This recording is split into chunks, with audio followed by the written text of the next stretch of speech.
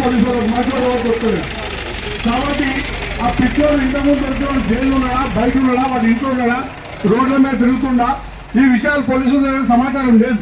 కాబట్టి మీరు ఈ విగ్రహాన్ని మార్చవద్దు. ఈ విగ్రహం చూసినప్పుడల్లా పోలీసులు సాయంత్రం పూట రాత్రి పూట రౌండ్కి వస్తారు.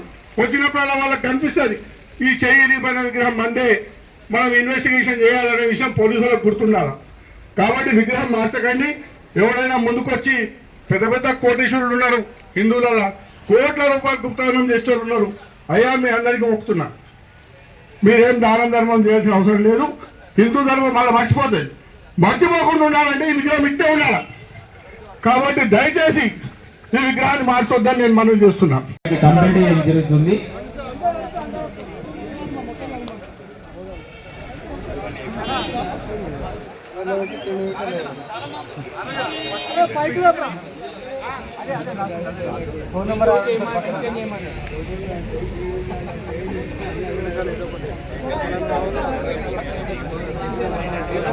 ఇది దురదృష్టకరమైన సంఘటనే.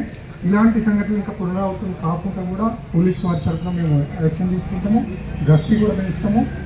మీరు మీ మీ మీ పాత్ర ఏంటంటే మీరు కమ్యూనిటీ అందరు కూర్చొని మిగతా కాలనీలో కూడా సీసీటీవీలు ఇన్స్టాల్ చేసుకుంటే ఇంకా మనకు మీరు క్షేమంగా మేము కూడా మాకు కూడా ఇప్పుడు ఇలాంటి ఇష్యూ జరిగినప్పుడు మేము చాలా ప్రెషర్గా ఫీల్ అవుతుంటాం, ఏమై ఉండొచ్చు అని. అదే సీసీటీవీ ఉందనుకోండి, మీరు గారు మేము గారు అందరికీ క్లియర్ అయిపోతుంది, అది ఈజీగా మనం దొరికించుకుంటానికి అవకాశం ఉంది.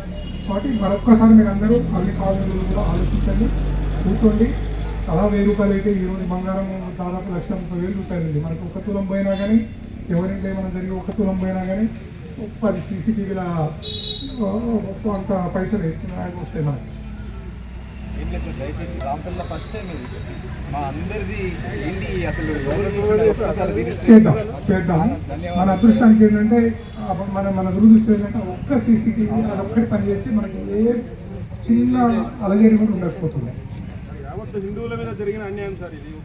రాంపల్లి ఒకటనే కాదు, ఇది గుళ్ళకు సార్. ఒక చిన్న ప్రశ్న సార్, ఇంతకుముందు మొత్తం తెలంగాణలో 10 దాడులు జరిగింది. మీరు చేసిన ఎఫ్ఐఆర్ ప్రకారం 6 నెలల 14 దాడులు. ఇవన్నీ నేషనల్ ఇన్వెస్టిగేషన్ టీం వెళ్ళిపోతారు. మీరు దొరికినోని పిచ్చోని చేస్తుంది. మరి ఇప్పటివరకు ఒక్క హిందూ పిచ్చోడు దొరకలేదు. ఎవడో ఒకరు దొరికిన మాత్రం పిచ్చోని చేస్తుంది. సమాధానం చెప్పండి మీరు. మీరు దాన్ని అన్యాయం పంపండి సార్, నేషనల్ ఇన్వెస్టిగేషన్ టీం పంపండి. మీ చేతులు ఏది? మీరు రాష్ట్ర ప్రభుత్వాలకు అనుకూలంగా పనిచేస్తున్నారు, ఓటు బ్యాంక్ అనుకూలంగా పనిచేస్తున్నారు. అరే ఉన్నాడు బాయ్, మేము హిందూగా మాట్లాడుతున్నాం. ఇలా కాంగ్రెస్ పార్టీ వాళ్ళు, బీజేపీ వాళ్ళు, అందరి పార్టీ వాళ్ళు ఉండొచ్చు. నేను ఒక హిందూగా మాట్లాడుతున్నా, నేనేం పార్టీకి సంబంధం లేదు సార్. మేము అడుగుతుంది ఏంటంటే యాజ్ పర్ సోర్స్ ఇప్పటి వరకు జరిగినాయి తెలంగాణలో 14 దాడులు జరిగినాయి, రిజిస్టర్ కాలేదు. ఈయన పక్కకు సార్ అదేమంటారు దాన్ని, ఇట్లా చెక్కేది ఉంటుంది, మిషన్ పెట్టి మరి గట్కేసార్లో చెక్కిరు. కేసు రిజిస్టర్ అయిందా? దాంట్లో నిందితులు దొరికిర్రా? పోనీ సికింద్రాబాద్లో దొరికిన నిందితుడు ఏమైండు? సికింద్రాబాద్లో నిందితుడు దొరికిందిగా, వాడు జైలు ఉన్నాడా బయట ఉన్నాడా? మత్స్యంతం లేని వాళ్ళు చేస్తే అట్లే ఉంటుందన్నా.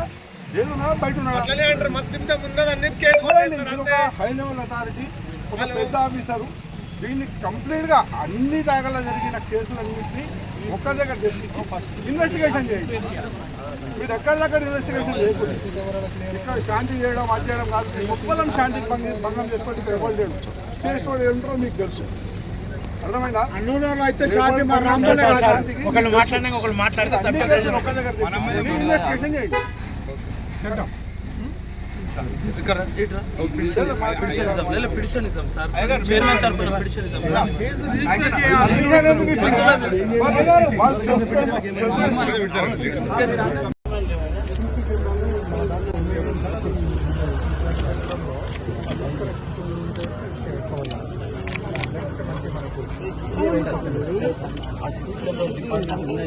లాస్ట్ వీక్ ఒకరు చాలా సార్, చాలా వచ్చింది ఇదే సీసీ కెమెరా సార్. ఇది డిపార్ట్మెంట్ సీసీ కెమెరా సార్, అవి పనిచేస్తలేవు అంటారు సార్ మన అధికారులు.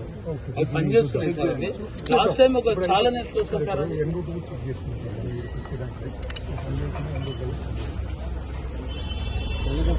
సీరియస్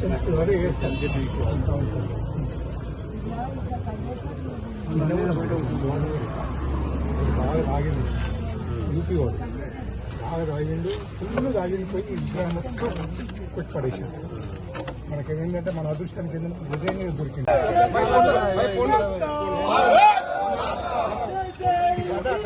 మిత్రులారా, ఈ సందర్భాన్ని పురస్కరించుకొని విచ్చేసినటువంటి భారతీయ జనతా పార్టీ కార్యకర్తలందరూ,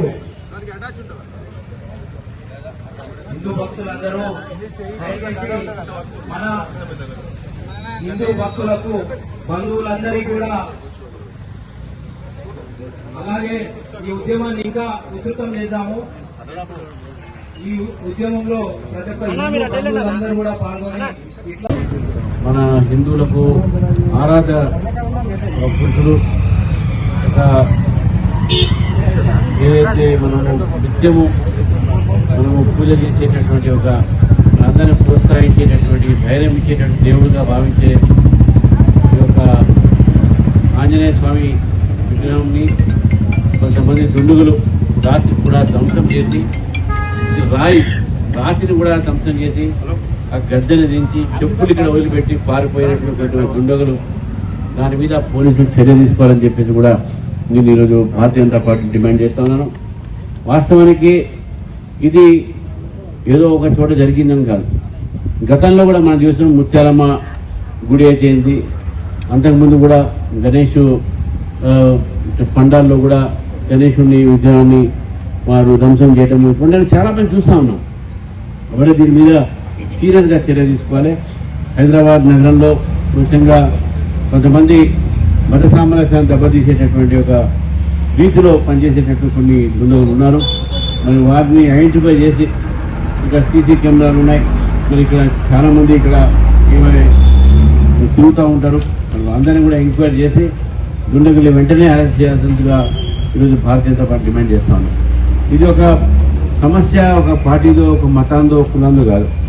ఇది మన దేశంలో ఉన్నటువంటి ఒక బహుసంఖ్యను ఆరాధించేటటువంటి ఒక విగ్రహాన్ని ఏదైతే ధ్వంసం చేసే ప్రయత్నం చేశారో ఇది ప్రతి హిందువు మీద దాడిగా మనం భావించాలని చెప్పి ఈరోజు మీ అందరికీ మనం చేస్తాము.